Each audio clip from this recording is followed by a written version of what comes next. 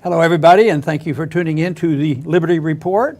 With me today is Daniel McAdams, who's the Executive Director of the Institute for Peace and Prosperity.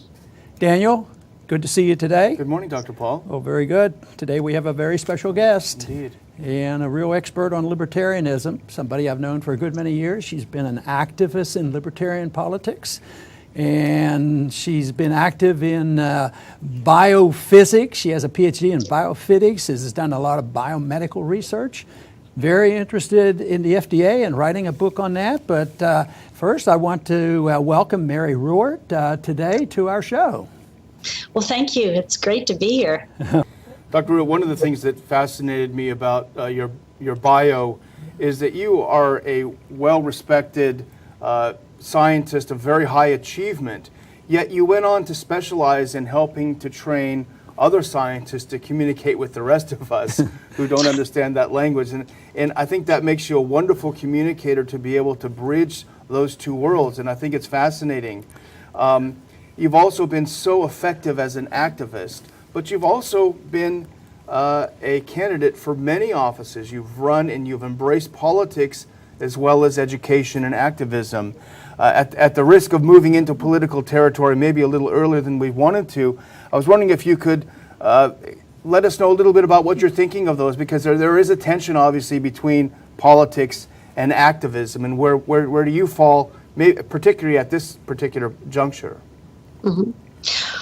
Well, I think I've always felt that running for office was an ideal platform for educating people about libertarianism. And since I started running in 1983, that's what we did back then.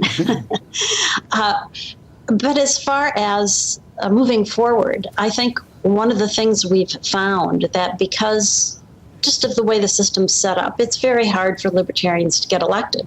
But it's very easy for libertarians to roll back big government without electing anyone. And that's something we don't celebrate or encourage the way we should.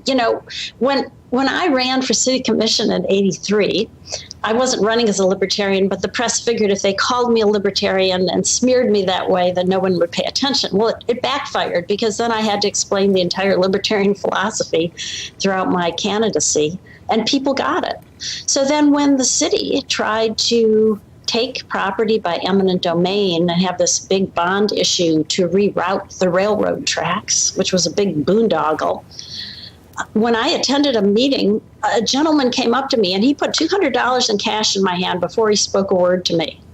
And he said, "Dr. Ruwart, I know your employer is going to benefit by this eminent domain grab, but Dr. Ruwart, you are a libertarian, so I know you're on my side. So take this money and fight and try to make sure they don't take my bicycle shop."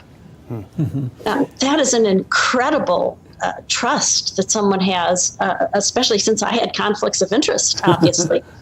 Right. And that's the inspiration, I think, that liberty gives people. It really does. If we share the non-aggression principle and the message, we'll be the people they come to when big government comes knocking on our door, and we fought that and won. So, that's what we are good at as libertarians. Ask a Libertarian Facebook fan page is spreading awareness of libertarianism and informing non-libertarians while empowering those who support liberty on a daily basis. This is your opportunity to be empowered, and let us advocate libertarianism for you at facebook.com/askalibertarian.